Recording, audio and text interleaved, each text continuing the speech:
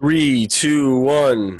Welcome to the Two Tall Jews show, presented by the On This Day in Jewish History Instagram page. We are tall, we are two Jews, and we are ready to go. Nice.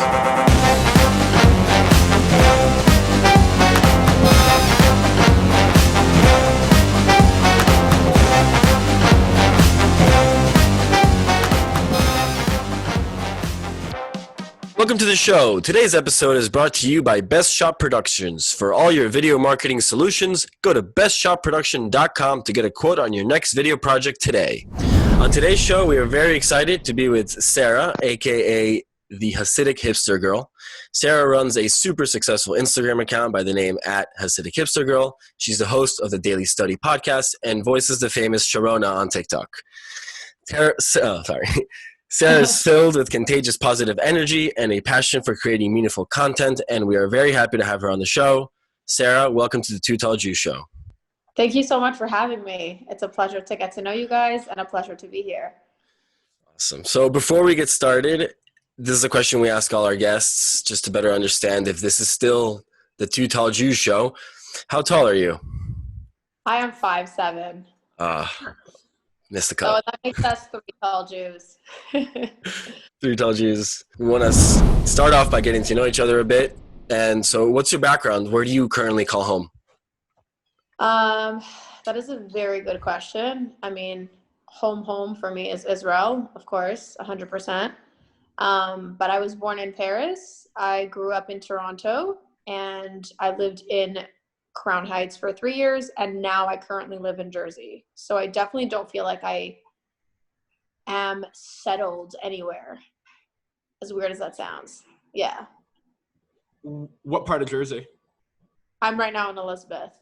Okay. Yeah. I'm How about you? in Miami, Hollywood, Oh. and Isaac is And close I'm to in you. Manhattan. Yeah. Isaac is where? Manhattan. Oh, nice. Okay, Yeah. cool. So we're pretty close. Yeah. Mhm. Yeah. Am I allowed to ask you guys questions? Yeah. Totally. Okay, cool.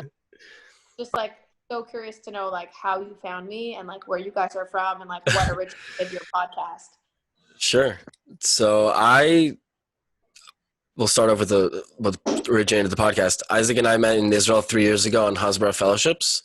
Oh, nice. I almost Yeah. did program. Yeah, it's a great program. Oh my Mhm. God, that's awesome. And now we don't talk to anyone else from the trip except, just because that's, how that works. So like we became close and we had great conversations and we wanted to start a podcast and we could never figure out what topic. And then around May, I just had an idea. We both love Jewish history and history. Isaac studied Holocaust studies in the university. So it was just like a mutual passion. And so we started a blog talking about On This Day in Jewish History literally for every day. And now thank God, we have like a huge database of information that we've been working on all summer. Wow, love that. And so the page is limiting in the sense of like, it's just a caption and a picture. And so we want to go deeper on certain subjects. And so then we're like, okay, so this is our opportunity to start our podcast. So Totally. mm-hmm. Podcasts help you dive in so much deeper than just like what we're given. Right. The stuff is on Instagram, meaning it's very photo based and caption based.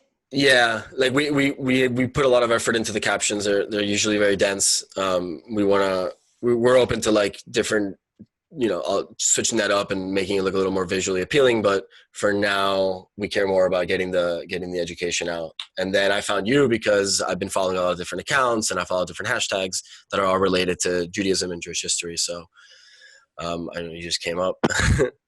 Love it. Thank you so Yeah. much. So cool. I love meeting other people. I'm honestly I have my pros and cons with Instagram. It's a love-hate relationship. Like sometimes I'll love it. I'll feel like I'm thriving. And sometimes I just like totally need to take a break. But during my break, I realized that it's not as bad as it is. And I realized that I've met so many people from being on Instagram. I wouldn't be where I am today without Instagram. So as much as like, there's a whole aspect of like the overly curated content and posting at a certain time and like being so meticulous about that, which gets me so it just makes me want to like drop the whole thing, because I'm very free spirited and I like to just be me. But I also feel like there is like an aspect of competition, you know, on the platform. So it's very hard to like stay true to myself and like really be authentic and be wholesome and share what I want to share. But at the same time, it's not like a very like tangible competition. It's not like in your face, but there is the standard that you have to like uphold by in order for the platform itself to like put your post out there. How Instagram works is that they choose like the most curated and the most like eye candy type of posts, and they'll show it on people's feeds. So whatever looks like shit is not going to be shown to other people, you know? So you do have to like keep to a certain standard, which it makes me fluctuate on the app. That's all. And very much like you guys, I feel like the goal for my page is more to give like information in the captions and not so much the photos. Like I'm not so much into like showing me, but unfortunately, whether I like it or not, I became the product of my page. So it's very interesting at the way everything is. Like even if I pull myself out, my followers are not going to want to read the caption because now there's nothing attractive. And I don't mean attractive in a sexual way. I just mean like attractive, meaning I'm the product of the brand. So I kind of have to stay on the page whether I like it or not. So yeah, I definitely have a constant battle with myself in that regard. Who is Hassidic Hipster Girl? What do you think speaks to your success on your platform? 27,000 plus followers is nothing to scoff at. Okay, so it's a good question. Who is Hassidic Hipster Girl? So I started my page 3 years ago, and back in the day, it was like super trendy to have a cool handle name. So I had to really think about what I wanted my name to represent. And at the time, I lived in Brooklyn, in Crown Heights specifically, and I noticed the people there are either like Hasidic or hipster. That's literally what came to my mind. And I felt like I was really like in the middle of both. And I always feel like I'm in the middle of both. I have a bunch of secular friends. When I hang out with them, I literally feel like I'm one of them. When I have a bunch of religious friends, when I hang out with them, I feel like I'm one of them. Like, I feel like I'm a blend of secular and religious together. So I just feel like that name was just perfect. And that's kind of how it came about. Now I'm realizing that a lot of accounts are starting to switch their handles to their full name, which is interesting because, you know, a name doesn't change, but your handle could fluctuate because your handle is something you chose for yourself, but your name is something you were given at birth. So I'm a little bit veering off the question, but that was like the first half of the question that you asked. So do you think that the positive energy and the sort of the positive elements of your personality that you bring to the forefront of the page contributes to the way in which the content you create is received by your followers? 100%, 100%. 100%, yes. I believe that the way I come off on Instagram and the way I am, of course, helps people absorb the content in that way, but it is also the receiver's job. Like the receiver also takes part of the responsibility on the way they receive something. So let me just give you an example because I feel like it's such an abstract subject. I am not at all into politics, like at all. Certainly not American politics. Like I'm much more of like a historical person, Jewish, like I like to understand philosophy and Jewish law. Like I'm much more into like that. And like, I don't watch the news. I don't care. You can call me whatever you want. That's me. Like that's what I choose to be. I don't like to watch the news because I believe that the news really tries to instill fear in people. So if I need to know something, I'll know it. I'll know it one way or another. So that's that. A few Sundays ago, I was in Deal, New Jersey, and I was passing by. My husband and I were driving, and then we see this like private jet on the side, and we're like, "Hey, this looks like it's like really like someone legit is here." So we like sit like by these trees, and we're like peeking through the trees, and all of a sudden we see Trump. Okay, and I'm not trying to make this podcast political at all. I thought it was really cool that we saw Trump. I didn't know how much weight Trump had to people. Like Some people love him, some people hate him. Being that I am French and Canadian and only been living in America for 3 years, I just thought it was cool to see the president. I don't have enough of a say because I don't know enough about who he is and what he says. Maybe that's ignorant of me, whatever. That's not the point. The point is that I thought it was cool to see some sort of celebrity, right? Like he's just a figure. So for me, it was like seeing Michael Jackson. It was like seeing any celebrity because once again, I don't know enough about him. I don't watch what he says. I don't watch the news. So I thought it was cool. I posted it. I lost 2,000 followers that same day. Just because I said, hey, I thought it was so cool that I saw Trump. I didn't say anything about my thoughts on like about Trump or not Trump. I don't even know who else is run. You get what I'm saying? Like, I'm really not into politics. I just thought it was cool that he was a figure. And it just made me realize that like people really take what they want to take and they see what they want to see. I did not say I support him. I did not say anything about voting for anyone. Like, I didn't mention anything. All I said was, here's a cool, like famous person. And people were like, totally lost it on me. Like they lost it. They were reposting me and they were like, how could Hassidic Hipster girl talk about this? He's basically equivalent to Hitler. And like, I had no idea what they were saying. So on one hand, it was like crazy. And I had to take a break and realize like, did I do so? I had to question myself because 2,000 followers is a lot of people. Like, did I do something wrong? What's going on?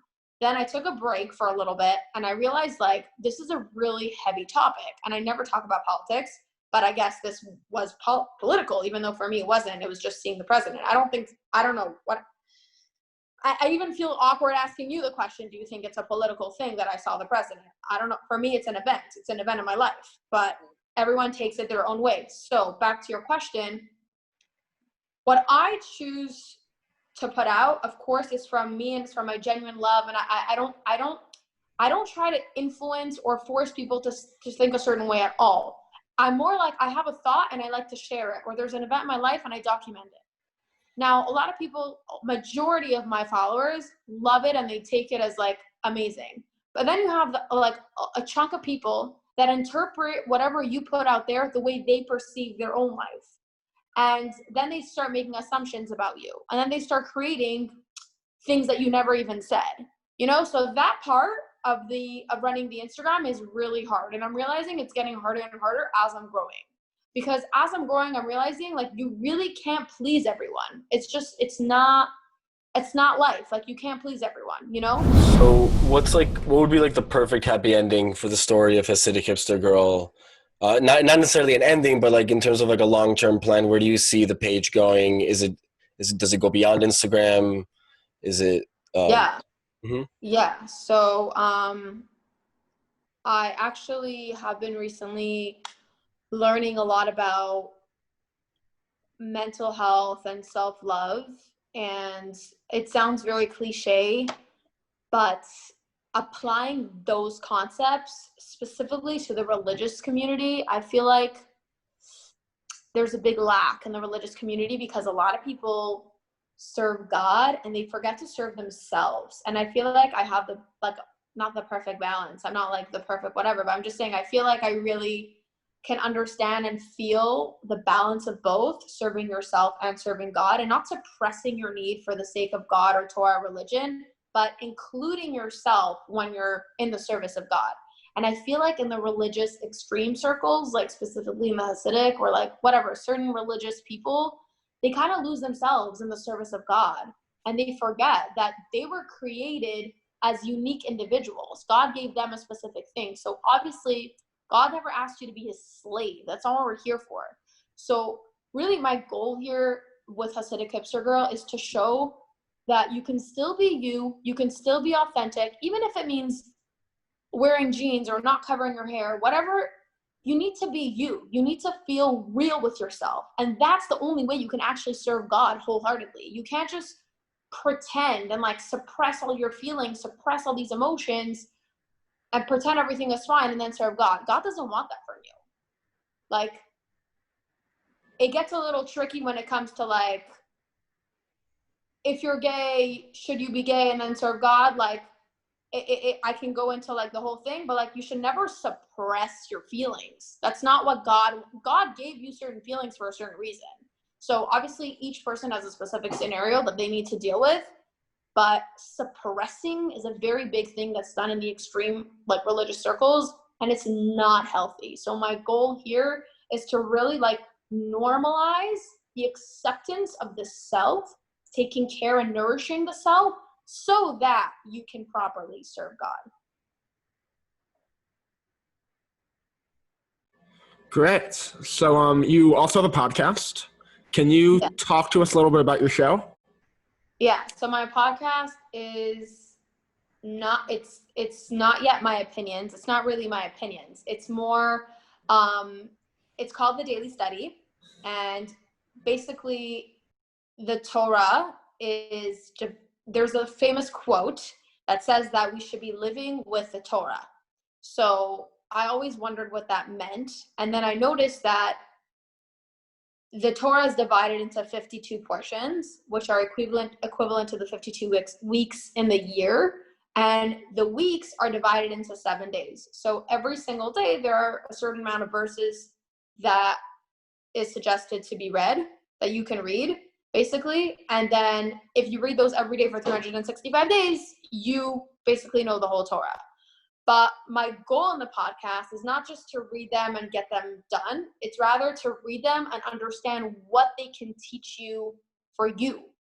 If the Torah is supposed to be something beneficial and something that we can learn from and something that we can live with, then obviously we got to dive in and learn what it can teach us. So that's what I basically do. I extract the practical tools that we can learn from those daily verses every day. And eventually, by the end of the year, you basically know the whole Torah on a practical level. Good goal.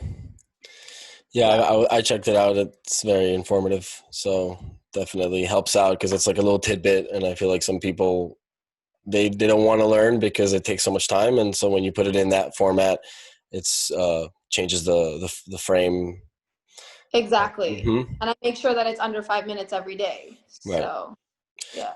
So you're not an influencer, kind of are dancing between that, but you've worked with different influencers. I'm Definitely an influencer. an influencer. I just Okay. write not an influencer as a sign to like, if anybody has any questions or like thinks that they could have such high standards on me, it's Right. just to lower their view and their expectations of me. But every single person is an influencer, and this is my opinion. Like, even my followers are influencers, whether we like it or not. We're an influencer. You're an influencer.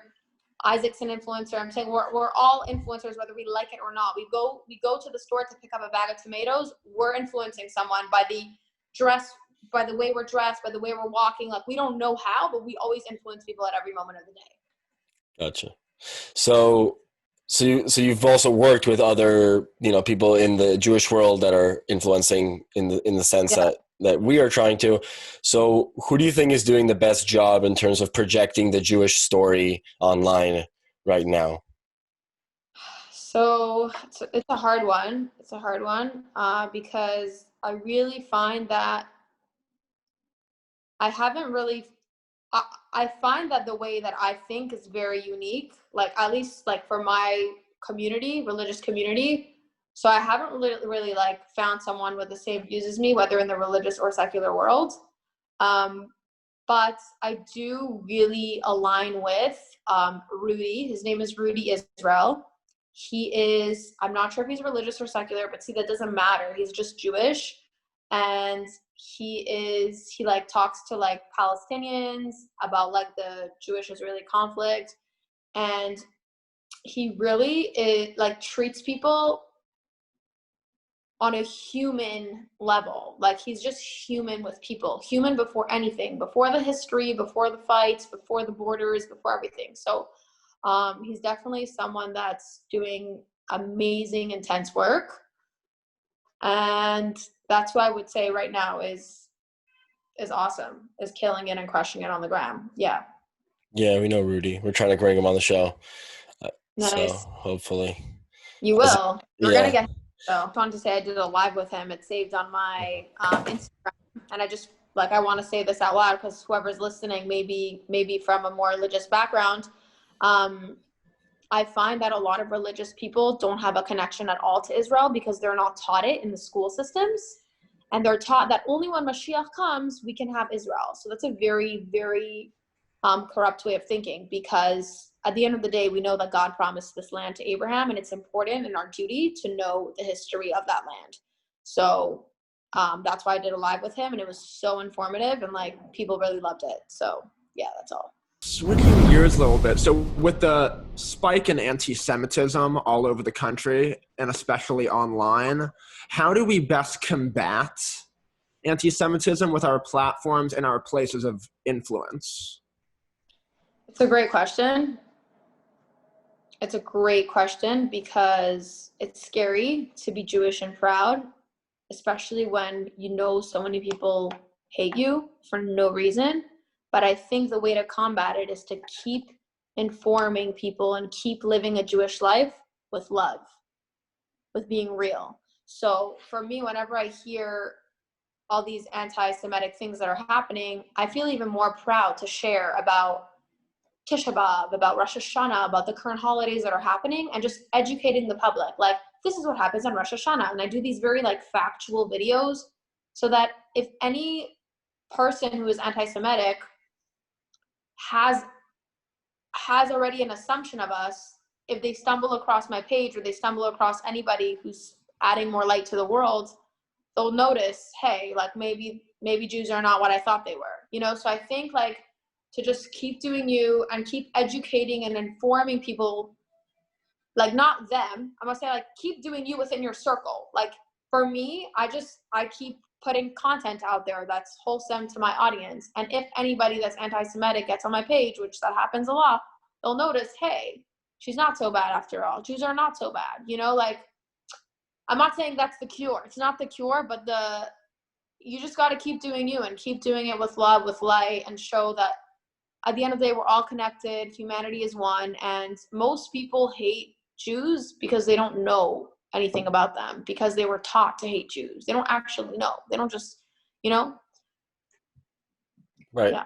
And that's why we say combat, because, you know, door to door, right? We say it every Pesach, somebody's going to rise up and like Hashem's going to save us. But through saving, it's also, we have to act and like be present in the project of defending ourselves and being proud, and right. Exactly. And I think being proud is to live Jewish. To Mm-hmm. live Jewish is combating just simply by living, like literally saying a bracha before you drink water or whatever it is, like whatever it means to be Jewish for you, because not everybody has a religious connotation with being Jewish. Whatever it means to be Jewish to you, whether it's your Magen David, whether it's praying, whatever it is, like keep doing that, you know, and like be proud to do it. And that's how you combat it. 100%. Great. So in the last 5 years, what new belief or habit has improved your life as a result of doing said belief or habit? And this can be as general or as specific as you'd like. Yeah. So there's two specific habits that stick out to me. Is when I wake up in the morning, I do some personal prayer. So it's not like your typical traditional sitter. Like I used to pray with a sitter, which then it became very robotic to me and I didn't understand what I was reading. So I took a break from that and I started doing 15 minutes on the clock with a timer of personal prayer. And I come to a set spot in my house and I just talk. I talk to God as if he's my therapist. I talk to him as if, like literally as if there's someone in front of me, and I just release everything verbally that's inside of me. And it's helped me so much. It's helped me have a vision for my day. And it's also very aligned with the law of attraction. So it's a very universal thing to do, even though it sounds like a very religious thing to do when you connect it with Judaism, and it's very aligned with it's like this equivalent to people that speak to the universe and like visualize. It's very in line with the law of attraction. So I just release my thoughts. I thank him for where I am today, and then I set my goals for the day verbally. And then I feel like my day is like just incredible, and I feel like everything that I said in the morning really came true. And my second habit is I get out in the morning as well. So sometimes I do it before my personal prayer or after, but I go for a walk or a run. and just I get active. I move my body for a minimum of 20 minutes a day in the morning, and it just gets my brain like open, energized, creative, and I have like much more creative juices to like give to my Instagram family. So those two habits. That's awesome. Can you teach us about something that you're obsessed with that we haven't spoken about already? That I'm obsessed with. Wow. We just want to be like you. That's what we want to come away with. We want to be more like you. We want to just follow you to the promised land. Thanks, guys. I think it's really important. Well, it's not something I'm obsessed with, but it's definitely something I do when I'm 26 years old, is that I'll blast my favorite music for a little bit of time during the day, and I'll just like shake it in front of the mirror and like not give a shit, because I'm in my house, and I'm just like, it's really important to like not take life too seriously, because at the end of the day, like, we come here and we leave. And right now we're here to accomplish our mission. We're here to do the best that we can do. So we got to be the best that we can be. And how to do that is to just like infuse yourself all the time with good vibes. And I'm very social. I like going to social events, but sometimes they drain me because not everyone's a good vibe. So you're going to get around people that are going to drain you. So you got to go home and like fuel up and, you know, re-energize yourself, whatever that means for you. For me, it's dancing and like being active and like shaking it to the best music. Or sometimes it's just reading good books, good self-help books, and like quiet time. Or sometimes it's just like hearing my breaths in nature. So those three things are really great. I wouldn't say I'm obsessed with them, but they definitely help me. They help me like just stay on this high frequency. Imagine if you had a gigantic billboard that you could put anywhere where millions or billions of people could see and have access to it. What would it say and why? I love the way you phrase that question, but it's basically how I feel every time I post something. It's like, what do I want to say today? What do I want to say to the world? People are watching. What do I want to say? And sometimes like I'll post my coffee and I'm like, why am I just posting coffee? I can post so much more. But then I remember that I'm also human. So I have to post these little parts that are like, everyone drinks coffee, you know? And then I'll post something cool, and then I'll post something chill, and then I'll post something powerful, you know? But about the billboard, I gotta say it depends on my mood. But instead of putting something inspirational, which I really like to do, it would probably be like a bunch of people dancing and jamming to like great music. Because more than inspiration, I think like hitting the spot when someone's down, when you hit them with like comedy, it's much more powerful than inspiration, at least for me. And I feel like comedy and like just like good vibes hits a spot that inspiration doesn't. This is for me. Like, and sometimes not everyone's ready to take the inspiration. So as much as I value inspiration so much, I think it's important to remember like humanity before anything. So I would put like different color, race, gender, whatever you want, all different types of people, a mix of people, just humans dancing in a video on a billboard. Yeah. Love it. Yeah. All right. Last, we're calling it this rapid fire, so first thing that comes to mind, you mentioned that you lived in Brooklyn and that's where Hasidic Hipster Girl was born in a way. So, what is the best brunch in Brooklyn? The best brunch in Brooklyn, I'm going to have to say mozzarella. Best mozzarella, is that just, that's what it's called?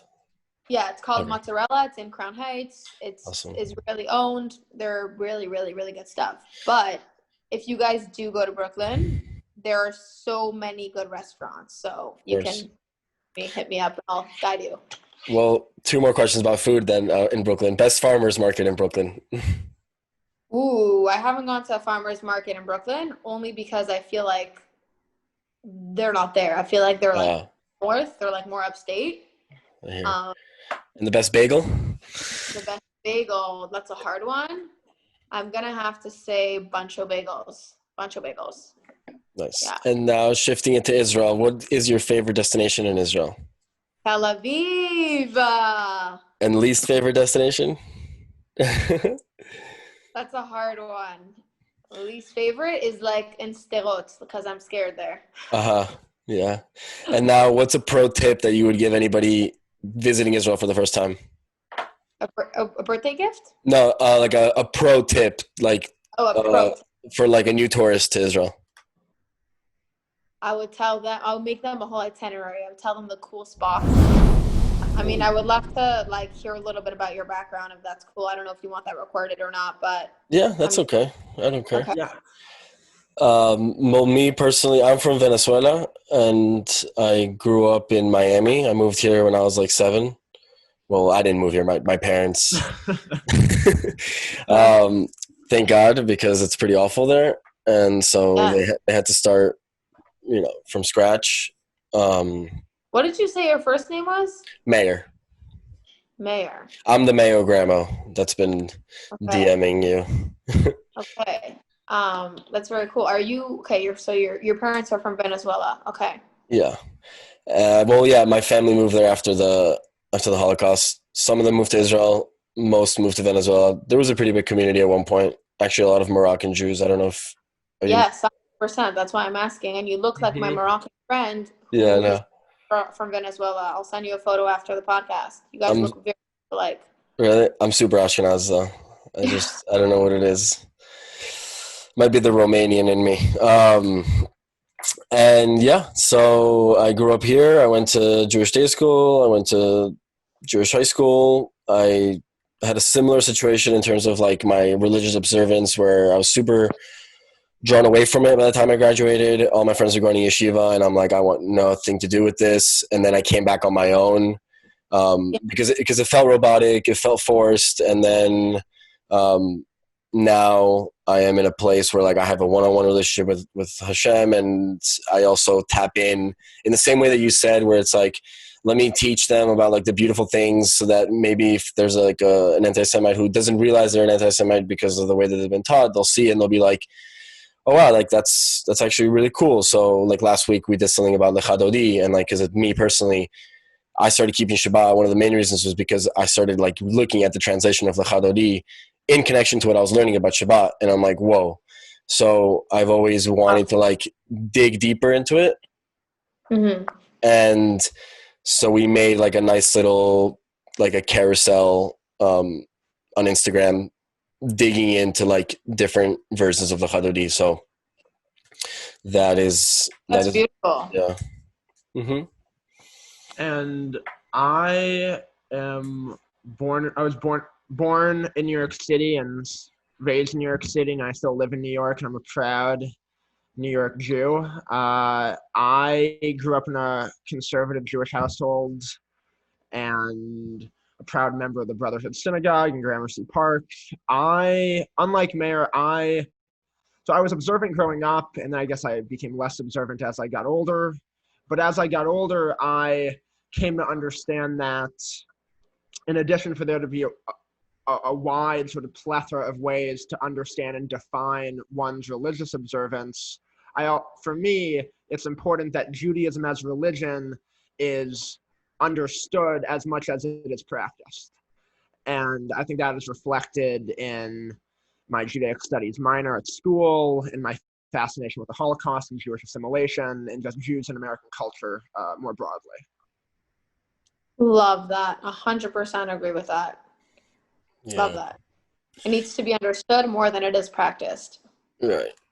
And then also seen from, I think the aspect of seeing from a historical lens is huge because of the fact that there's nothing new under the sun, and we've like lived through similar things over and over again, like almost as if it's not a coincidence. and so Isaac and I both connect on that level like super well, even though we're not really on the same page when it comes to observancy.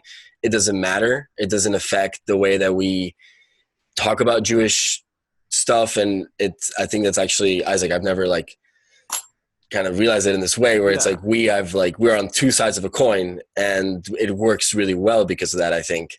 Where I just want to go ahead. No, finish it. Like last week we shared the Lecha Dodi, and this week Isaac wrote up something about Jews in the Catskills. So in the same format of like, we're calling it the Significance series. So in the same format of like, and last week they went super deep on this super religious thing, and now this week they're going super deep on this super cultural thing. So I think that it's like it emerged almost naturally.